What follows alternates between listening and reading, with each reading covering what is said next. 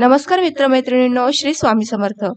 पुस्तकांची दुनिया या आपल्या कथाकथनाच्या युट्यूब चॅनलवर मी सौ पूनम सोमनाथ पाटील आपले अगदी मनापासून सहर्ष स्वागत करते. मित्रांनो, सध्या आपण आनंद यादव सरांची नांगरण ही कादंबरी वाचत आहोत. या कादंबरीच्या पुढील भागामध्ये काय झाले ते आज आपण जाणून घेणार आहोत. तत्पूर्वी एक नम्र विनंती, ती म्हणजे आपल्या चॅनलवर जर कोणी नवीन आले असेल तर प्लीज आपल्या चॅनल सबस्क्राईब करा व शेजारील बेल आयकॉन नक्की दाबा. व्हिडिओ आवडल्यास तो लाईक करा व जास्तीत जास्त शेअर करा. आणि माझे वाचन तुम्हाला कसे वाटते ते तुमचे अभिप्राय मत मला कमेंटद्वारे सांगायला विसरू नका. तर चला मग कादंबरी वाचनाला सुरुवात करूयात.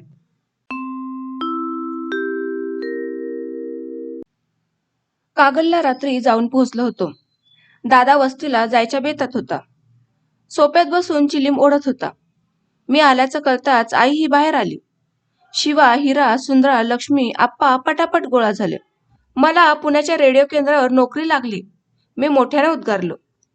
बरं झालं बाबा, आमची पंढरी आता पिकल. भोगलास ते सुपळ होईल. आई बोलली. बरं झालं. कॉलेजाच्या शिक्षणानं काय करणार आता, का सोडून देणार? दादाने विचारलं. नाही, ते कडेला नेणार. नोकरी बघत बघत पुण्याला शिकणार. हे बेस होईल. दादा हसत मुखानं बोलला. त्याला नोकरीची खुशी वाटली. पुन्हा इथनं लय लांब आहे की? शिवाचा काहीसा काळजीचा प्रश्न. मी त्याची काळजी ओळखली. 162 मैलांवर आहे. कोल्हापुरातल्या सारखं आता मला वरचेवर घराकडे यायला होणार नाही. पर आठवड्यातनं 2 दिवस मंगळवारी आणि शुक्रवारी रात्री 7:45 वाजता माझा आवाज कागलातल्या कुणाच्या बी रेडिओवर ऐकायला मिळेल. मी रेडिओवरनं बोलणार आहे. शेतकीच्या प्रश्नांची उत्तरं देणार आहे. ती ऐकताना सगळ्यांसनी वाटल दादा घरातच आहे. मळ्यातल्या कामाचं बोलत बसलाय. म्हणजे कोल्हापुरातल्यापेक्षा जास्त वेळ तुम्हासनी भेटणार. म्हणजे तू तिथं बोललास, आम्हासनी इथं कागलात ऐकाय नाही येणार? लक्ष्मीनं डोळे मोठे करीत विचारलं. कविता वाचनाच्या कार्यक्रमाच्या वेळी तिला काही कळलं नव्हतं. मग आता बघच तू, सदू घाकट्यानं रेडिओ आणलाय. तिथं जाऊन ऐका आणि बघा माझा आवाज येतोय का नाही ते. पगार किती मिळणार तुला? दादानं मुद्दामच विचारलं. ते अजून ठरलेले नाही. तरी 200-250 तरी मिळतील. 250? हा. म्हणजे किती इसा झालं? 11 इसा झालं. म्हणजे जवळजवळ बघ 4-5 गडी माणसांचा रोजगार महिन्याला पडणार. आर त्याच्या बायली, म्हणजे साहेबाचाच पगार झाला. दादा अजून मनानं साहेबाच्या राजवटीत रेंगाळत होता. त्याला 20च्या पुढं मोजता येत नव्हतं. मोजताना गोंधळ उडे. त्यामुळं 20च्या पटीत बोलत बसे. पैसे मोजतानाही इसावर 1, इसावर 2 असाच मोजे. 5 इसांचं 100, 10 इसांचं 200 हे त्याला कळत होतं. खूप गप्पा झाल्या. दादा आता साहेब होणार असं भावंडांना वाटू लागलं.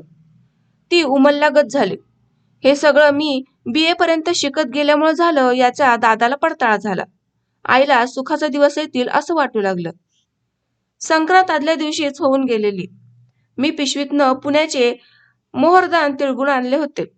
संक्रांत पुण्यातच साजरी करावी लागल्यानं खरेदी केले होते. सगळ्यांचं तोंड गोंड करायची इच्छा होती. संक्रांतीचा फायदा घेतला आणि सगळ्यांना तिळगुळ वाटले. रात्री बराच वेळ दिवसा गप्पा माराव्यात तसे बोलत होतो. झोप कंटाळा येत नव्हता. सगळ्यांना लख्ख उजाडल्यासारखं वाटत होतं. घरापुरता सूर्य उगवला होता. हिरा दिवाळीला म्हणून आलेली. नंतर तिला कुणी बोलवायला सासरचं आलंच नाही. तिच्या नवऱ्याच्या मनात तिला नांदवावं असं दिसत नव्हतं. घरात हिरा सगळ्यांबरोबर राबून खात होती.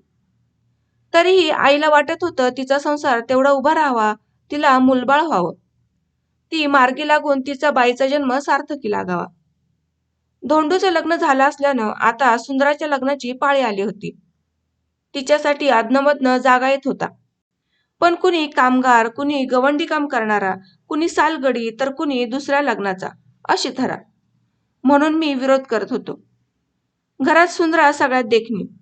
उजळ गुलाबी रंगाची, रेखीव नाक, काळेभोर डोळे, तांबूस ओठ, तब्येतीनं दणकट. तिला चांगला जागा येईल अशी मला आशा होती. म्हणून आईनं घाई करू नये असं वाटलेलं. मळ्याच्या काळजीनं दादाला अल्सर झालेला. ऑपरेशन करण्यासाठी डॉक्टरनं सांगितलं होतं. गोपातात्यानंही अल्सरचं ऑपरेशन करून घेतलेलं, पण दादाला ऑपरेशन करून घेण्याची भीती वाटत होती. क्वचित कुणाचं तरी ऑपरेशन होईल, तेही मोठ्या पैसेवानाचं असेल.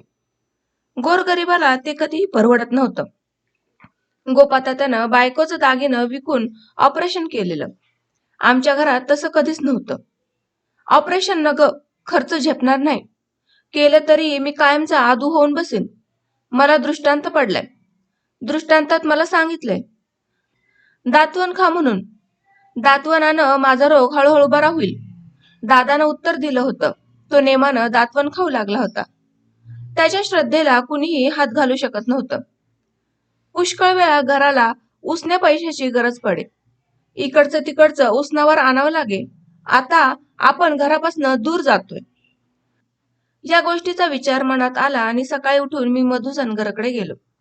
तो माझा गल्लीतला जुना मित्र. घोंगड्यांचा आणि धान्याचा त्याचा व्यापार. ते तिघे भाऊ एकत्र राबत होते. मधू मधला असूनही घरचं कारभारी पण बघत होता. कोल्हापुरात प्रत्येक रविवारी बाजाराला येत होता. घोंगडी विकून जात होता. बाजारात जाऊन मी त्याला भेटत होतो. गावाकडं काही निरोप असला तर देत होतो. घराकडनं त्याने काही आणलं तर नेत होता. त्याच्या घरी जाऊन त्याला तिळगुळ दिले, तोंड गोड केलं. रेडिओच्या नोकरीचं सांगितलं, त्याला आनंद झाला. चहा पिताना मी म्हणालो, मधू, मी आता पुण्याला जाणार. माझं घर तुझ्या जीवावर सोडणार. माझ्या घरच्या सगळ्या माणसांचा स्वभाव तुला माहित आहे. तेव्हा आमच्या घराकडं आठवड्यातनं एकदा दोनदा तरी जात जा. काही भांडणं झाली तर मिटवत जा. आजार पाजार कोर्ट कचेऱ्या असतील तर लक्ष घाल. गरज पडली तर आईला 4 पैसे उसने दे. मला कळव, मी ते तुला पाठवीन. इकडची काही काळजी करू नको. पुढची वाट पुढं धर. आम्ही शिक्षण कवा सोडून धंद्यात पडलो. निदान तू तरी शिकतोस, बरं वाटतंय. आमचा दोस्त आता रेडिओवर जाणार याचा अभिमान वाटतोय. तू आता मागं हटायचं नाही. मी तुझ्या घरचं सगळं बघतो. माझं घर असं समजून वागतो. तुझ्या जागी मी इथं हाय असं समज. मधूवर सगळा भार ठेवून मी उठलो. नाईक गुरुजींच्याकडे जाऊन आलो. नवे कपडे घालून दिवसभर सगळ्या वडीलधाऱ्या संबंधितांना, बरोबरच्यांना, मित्रांना भेटलो. मामा, तात्या, आत्ती या माझ्या गणगोतांना भेटलो. संध्याकाळी 4च्या सुमाराला मळ्याकडे गेलो. मळा जागच्या जागी खूप वृद्ध झालेल्या पंजोबासारखा शांत. पोरढोर त्याच्या अंग खांद्यावर काम करत होती. दादा मोठेवर होता. तासभर मोठ मारावंच वाटलं. बैलांना एकही फटका न मारता दिस बुडेपर्यंत मोठ मारली. दिस पार मावळला. मोठ डोगण्यात ओढली. बैल सोडायला गेलो तर बाळा बैल मुस करून धावून आला. एकदमच दचकलो. अगं बाई ग, आई ओरडली. हातपाय धुवून ती घराकडे निघाली होती. थांब, मालकाला बोलव. नव्या कपडासनी बैल भुसतोय तो. मी दादाला हाक मारली. बैल नव्या खळण्या कपड्यानं भुसतोय ते माझ्या ध्यानात नव्हतं. नि अंगावर नवे कपडे आहेत हेही ध्यानात नव्हतं. दादानं बैल मांडवात नेऊन बांधली. मी दादाची जुनी कापडं अंगावर घालून दोन्ही बैलांच्या अंगावरनं हात फिरून पाठीवर थोपटलं. बाळ्या बैलाचं अंग जास्तच घासून काढलं. का रे बाळ्या, चिडलास माझ्यावर? गाव मळा सोडून नोकरीला चाललोय म्हणून राग धरलास काय? क्षणभर गहिवरल्यासारखं झालं. मी घराकडे जायला निघालो. विहिरीच्या खालतवरनं ऊसाचं नि माळव्याचं गारेगार रान पसरलं होतं. त्याच्याकडं बघत जड पावलं घराच्या दिशेने उचलत वाट चालू लागलो. पाठीमागं पडणारी वाट आता बरेच दिवसात भेटणार नाही याची रुखरुख लागून राहिली. गल्लीच्या वळणावर विठोबा दिवाणजी लगालागा कुठंतरी जाताना दिसले. सकाळी त्यांची गाठ घेण्याचा प्रयत्न केला होता, पण घरात, ऑफिसात, गिरणीत कुठंच दिसले नव्हते. म्हणून ते दिसल्याबरोबर त्यांना हाक मारली, नमस्कार केला. रेडिओवर नोकरी लागल्याचं आणि उद्याच पुण्याला जात असल्याचं त्यांना सांगितलं. शिक्षण सोडणार नसल्याचंही सांगितलं. झकास केलंस पोरा. आईबाचं नाव काढशील तर गावाचं बी नाव काढ. पुन्हा जिथून ये. महात्मा फुल्यांची पुस्तकं वाच. शाहू महाराजांचे समाजकार्य वाचून घे. शिक्षण सोडू नको. चांगला PhD हो. त्या खुळ्या रत्नूचं ऐकलं नाहीस ते बरं केलंस. आणि नुसती विद्या शिकू नको, तिची जोपासना करायला शिक. माझी पोरं बघ, त्यांच्या भनी. सगळी परिस्थिती राजासारखी असून बी कुणी शिकत नाहीत. उंडग्यासारखी नुसती इकडं तिकडं हिंडून खातात. सगळी लठ्ठ निघाली, काय करू? जातो, जरा घाईत काम आहे. विठोबा जीवनजी माझे चाहते होते. लहानपणापासून त्यांनी शिकायला प्रोत्साहन दिलं होतं. फुले, शाहू महाराजांचे अभिमानी, शिक्षणाबद्दल अतोनात प्रेम. घरात उद्योग मोठा, शेती, गिरणी, ट्रॅक्टर, इंजिन, वर्कशॉप, गुऱ्हाळ करणं, शेतकऱ्यांची रानं नांगरून देणं, असे विविध धंदे. त्यामुळे घरात पैसा भरपूर येईल. विठोबा अण्णांना 12 मुलं, त्यात 5 मुलगे. बहुतेक मुलींचे जावई त्यांनी कागलात आणून उद्योगधंद्याला लावलेले. मोठा मुलगा उद्योगशील, बाकीची मुलं किरकोळ कामं देखरेख करत हिंडत. दिवाणजींना वाटे, निदान खालच्या मुलांनी शिकावं. तुकाराम नि आबाजी कुणीच SSCच्या पुढं गेलं नाही. त्याचं त्यांना दुःख होतं. मी जेव्हा जेव्हा भेटेन तेव्हा ते आपलं दुःख व्यक्त करायचे आणि मला शिक म्हणायचे. मी जिद्दीनं पुढे शिकत चाललो होतो. N25 सुरू झालेली. पुण्यात नोकरीचा जम बसला तर तिथं मुक्काम पडणार होता. चाकोरी रुळली तर शहरवासी होणार होतो. घरापासून, गावापासून कदाचित कायमचा दूर जाणार होतो. शिक्षणानं मी खेड्याला घनिष्ठपणे जोडणार होतो की शहराला शरण जाऊन पांढरपेशीपणा पत्करणार होतो. मातीला माझ्यात सामावून घेणार होतो की उसळी मारून शहरी हवेतल्या अंतराळी फिरणार होतो. या प्रश्नांची उत्तरं काळाशी दोस्ती करत माझी मला शोधावीची होती. रात्रीची जेवण झाल्यावर मी आणि आई दोघेच बोलत बसलो. पुण्यात माझी कशी व्यवस्था होणार याची चिंता तिला लागलेली. काळजी करण्याचं काय कारण नाही. आई, रत्नागिरी कोल्हापुरात माझी मी व्यवस्था केलीच की. आता तर नोकरी करणार आहे, हातात पैसा येणार. तिथं सुधाकर पाटील माझा दोस्त आहे.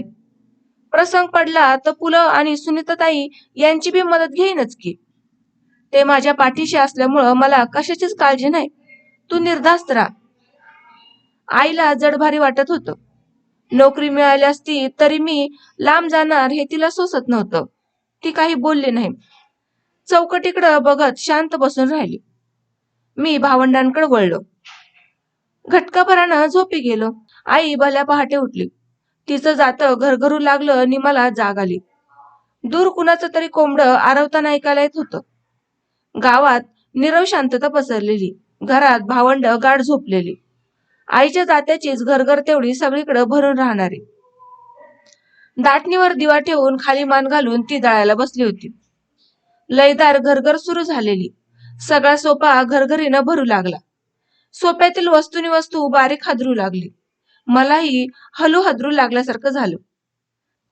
आईच्या शरीरातही सगळी घरघर शिरू लागली. अंगात देव येण्यापूर्वी माणूस जसं आंघोळ करून देवासमोर डोळे मिटून खाली मान घालून हात जोडून मन एका ठिकाणून गुम होऊन बसतं, तशी ती जात्याकडे झुकून डोळे मिटून जात ओढत होती. जणू अंगात घरघर शिरावी म्हणून दान मागत होती.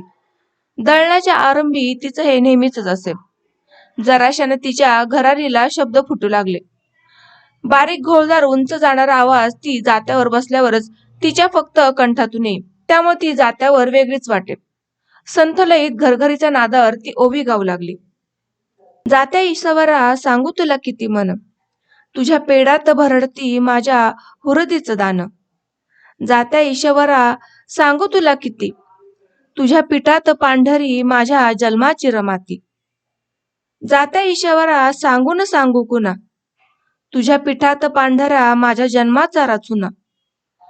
सीताबाई तुला सांगू तरी दुःख कशी, तुझ्या अंगणी लागल्या माझ्या कष्टाच्या गाराशी.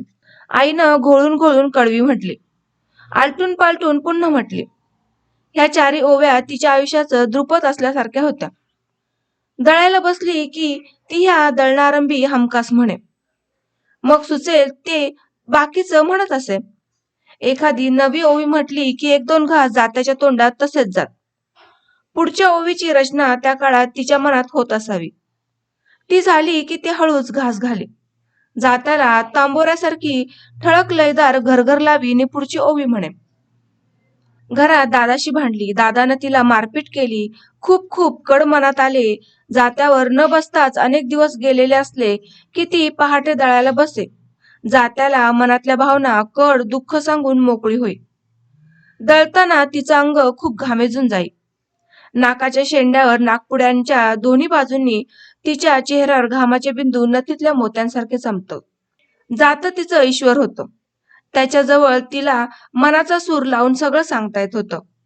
जातही ते मनापासून ऐकून घेत होतं. जणू एक एक घास हे त्याला वाहिलेलं दुःखाचं फूल असे. तिच्या दुःखाभोवती आतड्याच्या खोलातून आलेल्या कंठाभोवती जात घेर धरून जणू तिच्या जीवाची घागर फुंके. जातच तेवढं तिला जीवाभावाचा सोबती वाटत असावं. दुसऱ्या कुणाजवळ ती आपलं दुःख सांगणार होती? सीताबाईलाही ती दुःख सांगत असे. आरंभी मला वाटे हे तिच्या मैत्रिणीचं किंवा माहेरच्या शेजारणीचं नाव असावं. पण ही सीताबाई म्हणजे आदर्श पुरुष रामचंद्राची वेदनामूर्ती पत्नी नी सोसणाऱ्या धरणीमातेची ती कृषिकन्या होती. याची नंतर समज आली. या सीतेच्या अथांग अंगणात आईच्या दुःखांचा गोण्या थप्पीच्या वर थप्पी रचल्यानं चित्र मनासमोर रेखाटत असे. त्या थप्प्यांच्या डोंगऱ्या एवढ्या मोठ्या मोठ्या अनेक राशी होतील असं वाटे. स्त्री दुःखांची आदी स्वामिनी फक्त सीताबाईच. स्त्रियांना संसारात एखाद्या श्रीमंत धनिनीप्रमाणे समबुद्धीनं सतत दुःख वाटून देत असावी अशी माझी कल्पना होय. 2-4 घास मध्ये मोकळे गेले आणि आईला हुंकार फुटला. लोक चालला परगावा, बाई पोशाख अंगी नवा, देवा पुढचा अंगाऱ्याचा, सोन्या लेकीनो टिळा लावा. लोक चालला परगावा, त्याचा पोशाख अंगी नवा, बैल भुजून मारलई, धनी तुम्हीच दावई लावा. आईच्या या अनपेक्षित ओव्यांनी मी अंतरुणात शहारून गेलो. घोळून घोळून ती ओव्या म्हणताना मी पांघरुणाखाली मुसमुसू लागलो. काल संध्याकाळचा प्रसंग वेगळंच रूप घेऊन मनासमोर उभा राहिला. आईच्या खोल जीवातली मजविषयीची चिरकाळजी मला जाणवू लागली.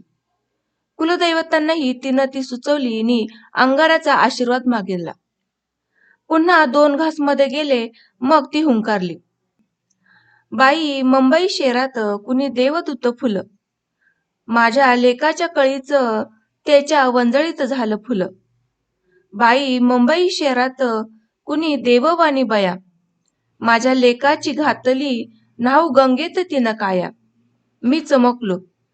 मुकाट पडून राहणं अशक्य झालं. डोळ्यातून घळाघळा पाणी वाहू लागलं. आईला माहित होतं की माझं सगळं शिक्षण व्यवस्थित होण्याच्या मुळाशी कोण आहे. त्यानं तिनं आपल्या जीवातली फुलं अशीच अचानक वाहिली. अनावर झालं तरी मी पडून राहिलो. तिला लागलेला सूर बिघडू नये असं वाटू लागलं. आणखी बरंच काही बाई गायली. वेळ कसा गेला कळलं नाही. दळण झालं आणि तिनं हाक मारली, अंदा उठतोस नव? बाहेर भगटल्यागत झाले. तिचा आवाज ताजा टवटवीत झाला होता. मनाचा निचरा होऊन ते स्वच्छ झालेलं होतं. मी उठलो. मन आवरून उद्योगाला लागलो. कोल्हापूरला लवकर निघायचं होतं. तरी चहा पिता पिता आईची गंमत करावी म्हणून तिला म्हणालो, तुझ्या मागच्या 2-3 ओव्या झकास होत्या, त्या मी घोकून पक्क्या आठवणीत ठेवल्यात. पुलं आणि सुनीताताईसनी त्या कळू काय? त्याने कशाला? ती हसत हसत म्हणाली. इतकी सहज बोलली की जात्यावरच्या आई आणि ही चुलीपुढची आई मला वेगळी वेगळी वाटू लागली. जणू ती सुचवीत होती की जात्यावरचं जात्यावरच विसरायचं आणि व्यवहारात ती मी नवच म्हणून वागायचं. सुख सांगावं पित्याला आणि दुःख सांगावं जात्याला, असं ती नेहमी म्हणे. मला वाटे पित्याशी यमक जुळतं म्हणूनच केवळ इथं जाता आलंय, पण ते तसं नव्हतं. पुरुषप्रधान संस्कृतीच्या जन्मपेठीत जखडलेली ती स्त्री होती. दगडाला ईश्वर मानून त्याला दुःख सांगण्याचं व्रतही स्वीकारलेलं होतं. आईच्या अशा कितीतरी ओव्या वाऱ्यावर गेल्या होत्या. माझ्याकडून त्या टिपून ठेवणं कधीच झालं नाही. पण या 2-3 ओव्या मात्र मी पुन्हा पुन्हा गुणगुणू लागलो. सकाळी देवाला नमस्कार करून अंगारा लावला आणि कोल्हापूरला आलो. बरीच निर्वानिरव करायची होती. आलो आणि उद्योगाला लागलो. प्राध्यापकांना भेटून निरोप घेतला. राजाराम कॉलेजच्या मराठी MA सेंटरचे प्रमुख प्राध्यापक श्री श. खानविलकर हे होते. त्यांना वस्तुस्थिती सांगणं जरूर होतं. ज्युनियर MA ची परीक्षा कॉलेजच घेणार असलं तरी जानेवारीचा 15 आणि फेब्रुवारी सगळा महिना मी गैरहजर होतो. मार्चमध्ये अभ्यासक्रम पूर्ण झाल्यावर सुट्टी पडणार होती. परीक्षाही साधारणपणे मार्चच्या 9-10 तारखांना होऊ जात होत्या. म्हणजे दीड एक महिना अनुपस्थित राहण्याची परवानगी काढावी लागणार होती. नाहीतर फॉर्म भरताना अडथळा आला असता. म्हणून प्राध्यापक खानविलकरांना गाठलं. नोकरीची बातमी सांगितली. बाकीच्या प्राध्यापकांना माझ्या रेडिओवरील नोकरीचा आनंद झाला होता. रेडिओवर अधिकारी म्हणून जाणं ही सर्वांना सुवर्ण संधी वाटत होती. अतिशय दुर्मिळ जागेची ती प्राप्ती वाटत होती. सांस्कृतिक प्रबोधनाचं ते एकमेव महत्वाचं माध्यम होतं. पण प्राध्यापक खानविलकर मात्र उखडले. म्हणाले, तू जा, खुशाल नोकरी कर, पण तुझी इथं अनुपस्थिती लागेल. परिणामी तुला ज्युनियर MA परीक्षेला बसता येणार नाही. त्यामुळे तुझी टर्म ग्रँट होऊ शकणार नाही. त्यांची खूप मनधरणी केली, पण ते ऐकेनात. ते सूचक बोधक बोलू लागले. मग माझ्या लक्षात आलं की त्यांचा माझ्यावर राग आहे. लेक्चरच्या तासाला ते अवांतर गप्पा खूप मारायचे. विषयाला मनापासून कधीच हात घालायचे नाहीत. स्वतःविषयी आवाच्या सवा बोलायचे. काटकसरीनं आणि गांभीर्यानं वेळ वापरणाऱ्या माझ्यासारख्याला तो वेळ वाया चालला आहे असं मनापासून वाटायचं. त्यामुळे मी त्यांच्या तासाला अस्वस्थ होऊन जाई. मित्रांकडे बघून क्वचित हसे. हेतू असा की सरांच्या ते लक्षात यावं आणि ते शिकवण्याच्या विषयाकडे वळावेत. अधनमधनं त्यांच्या थापा आणि गप्पा मारण्याच्या प्रवृत्तीची वर्गात चर्चाही केली गेली होती. अनेकांना त्यांच्या या गोष्टी आवडत नसत. पण केंद्रप्रमुख असल्यामुळं सगळ्या विद्यार्थ्यांच्या शेंड्या त्यांच्या हातात होत्या. त्यामुळं कुणी बोलत नसत. तरीही कुणीतरी या गोष्टी त्यांना सांगण्याची गरज होती, म्हणून डॉक्टर भिंगारे यांच्या कानावर या गोष्टी घातल्या. त्यांच्या एकूण शिकवण्याबद्दल बोललो. त्यांनी ती त्यांच्या कानावर एकदा घातली होती. एकदा सनक येऊन धीटपणानं मी कधी नव्हे ते थापांचा तास असं त्यांच्या तासा अगोदर येऊन फळ्यावर लिहिलं होतं. एका दोघांनी ते पाहिलंही होतं. हे सगळं कोण करतंय हे त्यांच्या कानावर गेलं असावं. म्हणून त्यांनी अगोदरच तुला परीक्षेला बसता येणार नाही अशी वॉर्निंग मला स्पष्टपणे दिली. मी ही सगळी वस्तुस्थिती डॉक्टर भिंगारे यांना सांगितली. भिंगारे सर खमकी होते. ते म्हणाले, तुझा तू रेडिओवर नोकरीला जा, अभ्यास मात्र कर. पेपर्स उत्तम लिहिणे पाहिजेत. ज्युनियरच्या परीक्षेला येऊन बैस. त्या अगोदर मला एक पत्र पाठव. पुढची सगळी व्यवस्था मी करतो. तू काही काळजी करू नकोस. खानविलकर माझं कसं ऐकत नाही ते मी बघतो. तू निश्चिंत मनानं जा. मला धीर आला नि मी नमस्कार करून बाहेर पडलो. प्राध्यापक SS कुलकर्णी यांच्या पत्नी सौ सुधाताई कुलकर्णी या सरांच्या मागोमाग वर्षभरातच अमेरिकेला गेल्या होत्या. त्यामुळं नूतन बालशिक्षण संघाच्या बालवाचनाचे सूत्र सौ मंदाताई टेंबे यांच्याकडे आली होती. त्यांना भेटून वाचनालयाचं कपाट, पुस्तकं, इतर सामान ताब्यात दिलं. त्यातनं मोकळा झालो. झपाझप सगळ्या मित्रांना भेटून त्यांचा निरोप घेतला. उद्या सकाळी पुणे गाडीनं जाणार असल्याचं सांगितलं. संध्याकाळी 4च्या सुमाराला बोर्डिंगवर येऊन जानेवारी महिन्याचं बोर्डिंगचं भाडं आणि जेवण खर्च देऊन त्याच्या पावत्या घेतल्या. अपेक्षित सगळी कामं झाली म्हणून LB रायमानेला बरोबर घेऊन चहा प्यायला गेलो. तसं जाण्याची गरज होती. त्याला माझा मानसिक आधार खूप वाटे. मनानं अतिशय सज्जन, प्रांजळ आणि ध्येयनिष्ठ होता तो. वागण्यात अतिशय संयम आणि सुसंस्कृतपणा होता त्याच्या या स्वभावामुळं मला तो अतिशय आवडे. माझी सगळी आर्थिक ठेव त्याच्याकडेच असे. वर्गात किंवा ग्रंथ वाचताना मनात निर्माण झालेल्या शंका किंवा मते तो मला सांगे किंवा विचारे. माझ्या नोट्स आणि इतर टिपणं मी त्याला देत असे. या पार्श्वभूमीवर मी जाणार असल्यामुळे त्याला उदासवाणं वाटत होतं. ऐन परीक्षेच्या काळात मी त्यांना एकटंच सोडणार याची मला खंत वाटत होती. म्हणून काही जीवाभावाचं घराचं त्याच्याशी बोलावं असं वाटत होतं. संध्याकाळी 6च्या सुमाराला W. पिटके यांच्याबरोबर रंकाळ्यावर फिरायला गेलो. रंकाळ्यावर जाईपर्यंत त्यांना पुण्याच्या मुक्कामात काय काय घडलं ते सविस्तर सांगितलं.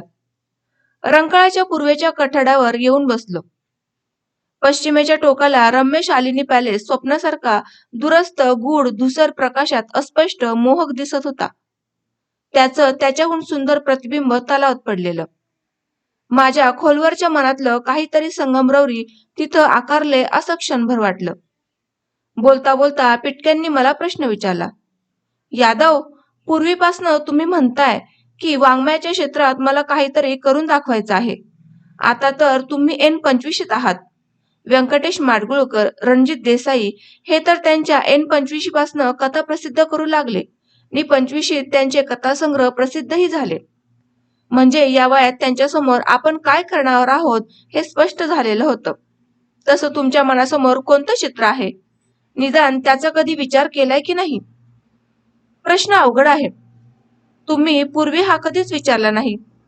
तसा विचारला असता तर त्याचा अगोदरच विचार करून ठेवला असता आणि आता सांगितलं असतं. हा प्रश्न आत्ताच विचारला याचं कारणही तसंच आहे. तुम्ही आता पुण्याला जाणार. तुमच्या नोकरीचं ऑफिस हे मराठी साहित्यिकांच्या भेटीचं केंद्र असल्यासारखं आहे. तिथं तुम्ही रमणार म्हणजे तुम्ही पुणेकर होणार. तिथं भेटणाऱ्या ज्येष्ठ मंडळींच्या संस्काराखाली जाण्यात फायदा आहे आणि एक धोकाही आहे. त्यांच्याशी बोलताना, चर्चा करताना निश्चितपणे त्यांचे संस्कार तुमच्यावर होणार. तो फायदा आहे. पण ते संस्कार फारच जास्त झाले तर तुम्ही त्यांच्या अनुकरणात सापडाल आणि स्वत्व गमावून बसाल. म्हणून म्हणतो, तुमचं स्वत्व तुमच्या मनाशी आधी स्पष्ट झालेलं असावं. तसं ते आहे की नाही हे विचारण्यासाठी प्रश्न विचारला. पिटकांच्या या बोलण्यानं मी गडबडून गेलो. मी असा विचार कधीच केला नव्हता. मला फक्त पुण्याचे फायदे दिसत होते, त्यातला धोका कळला नव्हता. मी त्यांना अडखळत म्हणालो, तुम्ही म्हणताय त्या धोक्यापासनं मी सावध राहीन. नुसतं सावध राहून भागणार नाही. तुमच्या व्यक्तिमत्वाचं वेगळेपण, तुमचा जीवनविषयक दृष्टिकोन या गोष्टी तुम्हाला एक साहित्यिक म्हणून शोधाव्या लागतील. नाहीतर नुसतेच लिहित राहाल, त्याला काही अर्थ नाही. लेखन वेगळेपणानं उठून दिसण्याची गरज आहे. त्यासाठी तुमच्या आसपास जे लेखन करतात त्यांच्या लेखनाचा डोळसपणानं अभ्यास करण्याची गरज आहे. माझ्या वाचनातून तो होत असावा, पण मी आता तो अधिक जाणीवपूर्वक करेन. चांगल्या लेखकांचं साहित्य कसून वाचत जाईन. माझ्या वेगळेपणाविषयी माझ्या जाणीवा तुम्ही म्हणताय तशा अजून जागृत आणि सावध झालेल्या नसल्या तरी काही गोष्टी मनाशी स्पष्ट आहेत. एकतर माझं व्यक्तिमत्व हे खास माझंच असणार. त्याची मी अभ्यासपूर्वक जोपासना केली तर माझं साहित्य वेगळं होईल. वेगळं म्हणजे नेमकं कुठं आणि कसं ते अजून माझ्या समोर स्पष्ट नाही. हळूहळू आता मी त्यावर विचार करतो आहे. म्हणजे मग ते कुठं कसं वेगळं होऊ शकेल याची मनाची स्पष्टता होईल. मी आटल्यागत झालो. पुढं काहीच बोलायला सुचेना. म्हणून धाडकन म्हणालो, पण मी माझा प्रदेश, तिथली माणसं, माझ्या परिसरातील ग्रामीण संस्कृती टिपणार आहे. तिचं जे काही वेगळेपण असेल ते साहित्यात येईलच की. माझी खरी प्रेरणा केवळ वेगळेपण एवढीच नाही. त्याच्याबरोबर मी जे अनुभवतो आहे ते मळे, शेत, माती, माणसं यांच्याविषयी माझं चिंतन हेच आज तरी मला महत्वाचं वाटतं. ते ठीकच आहे. तो वेगळेपणा प्रत्येकाच्या साहित्यात असतोच. तसं पाहायला गेलं तर आपलीच एक कथा आपल्या दुसऱ्या कथेपेक्षा काही प्रमाणात वेगळी असते, पण हे वेगळंपण तसं महत्वाचं नसतं. आपलं वेगळंपण हे खास महत्वाचं वेगळंपण असलं तरच लेखक साहित्याच्या क्षेत्रात उभा राहू शकतो. मग ते जीवनाचं असो किंवा साहित्य गुणधर्मांचं असो. बराच वेळ मिणमिणत्या बल्बच्या पिवळ्या उजेडात बोलणी चालली होती. गप्पा मारत मारतच परत जायला निघालो. पिटक्यांचं घर आल्यावर त्यांचा निरोप घेतला. आजच्या गप्पा फारच चांगल्या झाल्या. कधी विसरू शकेन असं वाटत नाही आणि तुमच्या प्रश्नांचं उत्तर शोधल्याशिवाय चैनही पडेल असं वाटत नाही. आता मी उद्या पुण्याला जाणार. मी पत्र पाठवत जाईनच, पण तुम्हीही पाठवत चला. जरूर. पुण्यात गेल्यावर तुम्हीही आम्हाला विसरू नका. कोल्हापूरला विसरू नका. विसरलात की तुमच्या पतंगाची दोरी तुटलीच म्हणून समजा. ते खळखळून हसले. मुळीच विसरणार नाही, म्हणून मी हसत हसत त्यांचा हात हातात घेतला. एरवी ही गप्पा होत, पण या बोलण्यामुळं मी ढवळून निघाल्यासारखा झालो. साहित्य निर्मिती करणं काही साधी गोष्ट नाही. उचलली लेखणी आणि लावली कागदाला हे काही साहित्य नव्हे. प्रत्येक गोष्टीचा छडा लावला पाहिजे. उलट सुलट आपणच आपली तपासणी केली पाहिजे, तर काही हातून होईल. नाहीतर मजकूर खरडलेल्या कागदांच्या थप्प्या म्हणजे आपलं साहित्य होईल. मी बोर्डिंगवर परतलो. विचारांचा खेळ मनाशी सुरूच होता. माझ्या वेगळ्या व्यक्तिमत्वाचा शोध घेणं मला अटळ वाटू लागलं. दुसऱ्या दिवशी पुणे गाडी सकाळी पकडायची होती, म्हणून मी लवकर झोपी गेलो. पिटक्यांचं बोलणं मनात जोरजोराने घोंगावू लागलं. रंकाळ्या काठीच असल्यासारखं वाटू लागलं. मधूनच गावाकडचं घरदार, माणसं, मळा, पिकं, झाडं आठवू लागली. डोक्यात सगळं घुमल्यासारखं होत होतं. तरीही गप्प पडून राहिलो. पहाटे जात्याची मोठी घरघर ऐकू येऊ लागली. इकडे तिकडे पाहिलं. माझ्या गावच्या उत्तरेला लक्ष्मी मातेचं देऊळ असलेल्या डोंगराच्या कुशीत एका झाडाबुडी मी झोपलो होतो. शेजारी प्रचंड डोंगर मांडी घालून दळायला बसलेला. जातही तेवढंच मोठं. जणू ते गावच्या पूर्वेच्या विस्तीर्ण माळाचं केलेलं. त्यात काय दळलं जात होतं कळत नव्हतं, पण एक मोठा गडगडाट ऐकायला येत होता. युगयुग दळण चालल्यासारखं वाटत होतं. डोंगराच्या शिखराकडे पाहिलं. शिखराच्या माथ्यावर छोट्या देवळाचा मुकुट झालेला. त्याखाली लक्ष्मी मातेचा चंद्रासारखा पिवळा धमक उजळ चेहरा डोंगराला फुटलेला. पांढऱ्या ढगांनी क्षितिज सजलेल्या आभाळाखाली ती पहाटेच्या दुधी प्रकाशात दळत होती. आईसारखा सूर काढून ओव्या म्हणत होती.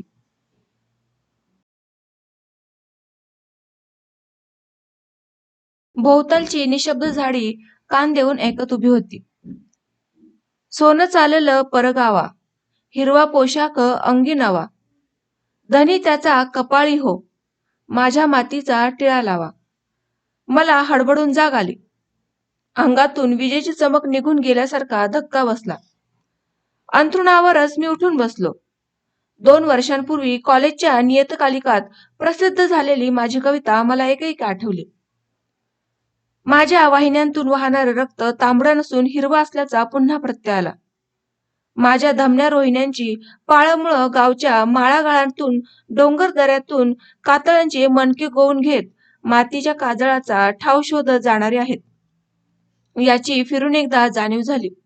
मी ताडकन उठून झाडासारखा उंच भक्कम उभा राहिलो. हिरवा सळसळू लागलो. ओवी आठवून पुन्हा पुन्हा गुणगुणू लागलो. तिचा एक एक शब्द हिऱ्या माणकाचा वाटला. त्या देखण्या उजेडात अंतःकरण गाभाऱ्यासारखं झळाळून गेलं. पिटक्यांच्या कूट प्रश्नाचं संपन्न उत्तर त्या गावमातेनं मला लावलेल्या मातीच्या टिळ्यानं दिल्यासारखं वाटलं. तो दोन्ही आयांचा वारसा होता. नव्या पोशाखासारखा तो अंगावर घेऊन मी विकासाच्या गावा निघालो होतो.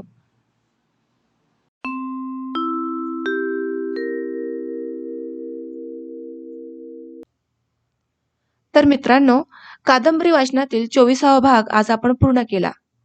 कादंबरीच्या पुढील भागामध्ये काय झाले ते आपण नंतर पाहणार आहोत. आजच्या भागामध्ये मी तुमचा इथेच निरोप घेते. आपल्या चॅनलवर असंच प्रेम आणि असंच लोभ असू द्यात. धन्यवाद.